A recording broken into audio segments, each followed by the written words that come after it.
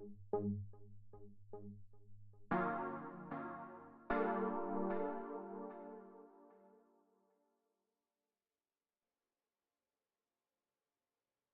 would start with Antonio Vigilante just to tell us a few words about our idea of global democracy, of a parliamentary assembly in the system of the United Nations, and reforming the UN, progressing the UN, coming closer together on this one word.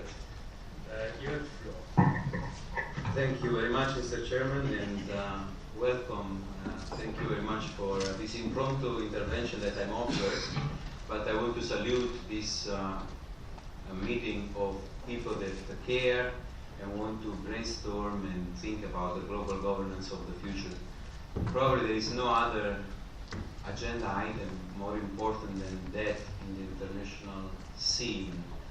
The future of the world, and particularly the development, stability, peace and security of the world, depends, in my humble opinion, on the safe and uninterrupted provision of what are defined as global public goods. Those certainties, those rules, those systems on which the international community has to rely for cooperation and the progress of all humanity. I'm talking about the stability of the climate, I'm talking about the stability of the economic and financial systems, I'm talking about fighting the global bads, transnational crime, drug trafficking, human trafficking, transmissible diseases. To tackle those global issues, obviously, not a single government, not a single parliament, not even a region alone can manage. We do need to have a credible way of forming consensus and decisions at the global level in a representative and legitimate way. The United Nations Charter gave us tools and instruments at the time to work towards that end, and particularly towards peace, stability, human rights, and development. Today, the challenge is much more complex, the world is much more complex, but the tools have remained the same. The decision-making tools at the global level seem today short of what is needed, and state sovereignty, expressed only by the governments or one member, one vote, may be a very democratic and fair system, but it has proven to be insufficient, especially when combined with the veto system. So the reform of the Security Council of the UN is a necessity, is not questionable, but it is, as you well know, difficult for the political different opinions that we are facing, and therefore the long-needed and awaited reform, I'm afraid, will still have a road to go before it becomes implementable. So in the meantime, what can we do? I suspect, and I suggest and I support, as Joe was saying, that we need to create some bypasses in the meantime to make sure that on the global scene, different voices, democratic voices, are heard and influence the global agenda.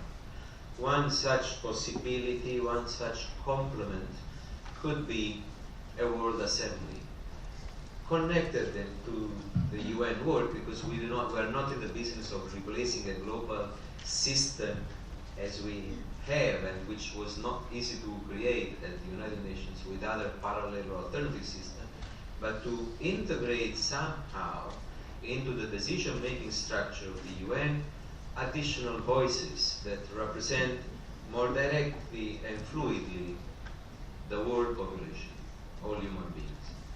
So in order to make sure that this happens, national parliaments are certainly a phenomenal vehicle, particularly because if we are a bit creative, representation does not need to be equal per country, but could be proportional to population, for instance.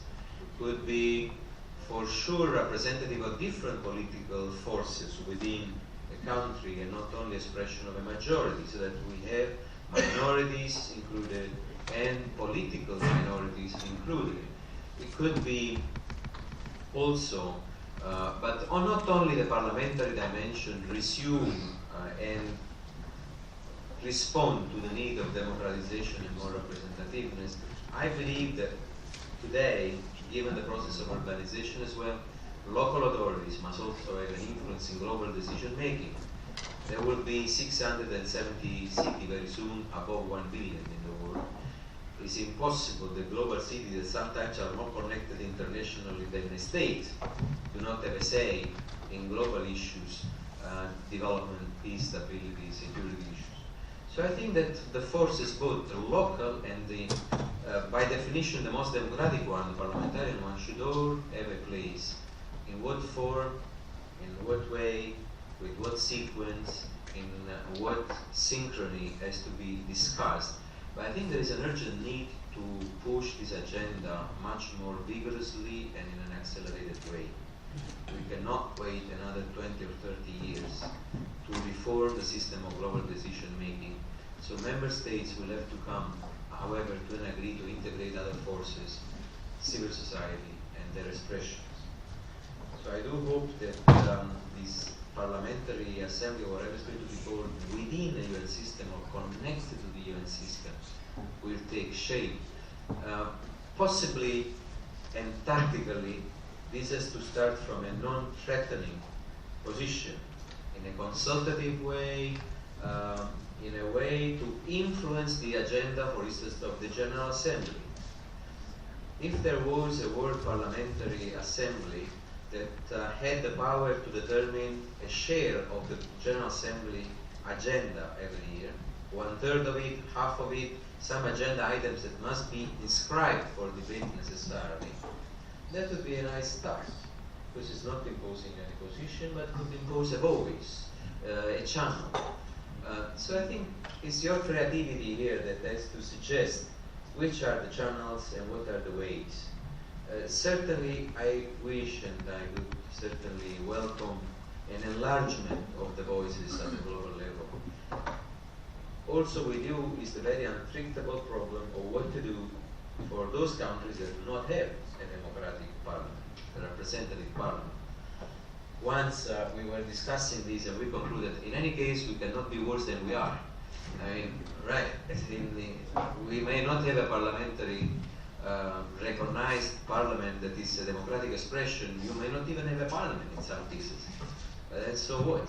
This is also what is happening now when countries are represented only by governments.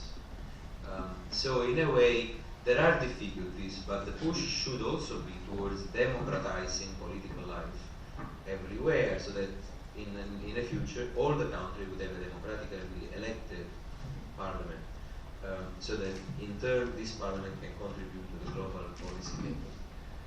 Not a secondary matter are the electoral systems, of course, because if I may, and I'm speaking here only my mind, do not represent the United Nations in this moment, although it's perfectly compatible. The electoral law will determine how democratic this body emerging from the common will of all the national democratic parliaments is going to be. What I mean is the following. If we continue with electoral systems that are on party lists, I'm afraid we will fall short of the democracy that we require. Because then it depends, party loyalty will be recognized more than individual capacity and competency. Party loyalty will be above any individual attributes or any democratic attributes. And through party list, you may have good, bad, mediocre, medium, excellent parliamentarians. I think if we aim that these parliamentarians will be a special segment of the parliamentary expression that will represent that share of humanity at the global level, we would have the legitimate request that those parliamentarians express the best representativeness and capacity that is possible.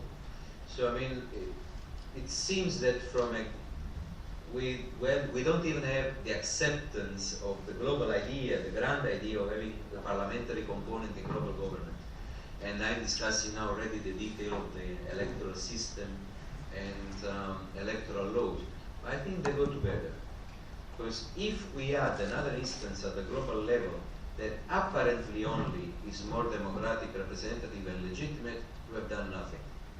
On the contrary, we may harm the legitimacy of the global decision making. If instead the complement institutions that are added at the global level to supplement and perhaps replace the mechanisms that are stuck and do not work are not genuine representation of democracy, we are lost. If they are, on the contrary, they will be influenced. They will have influence, they will determine perhaps agendas, because they legitimately can claim, I represent 100 million people, or I represent 200 million people, 500 million, 1 billion, depends on the country.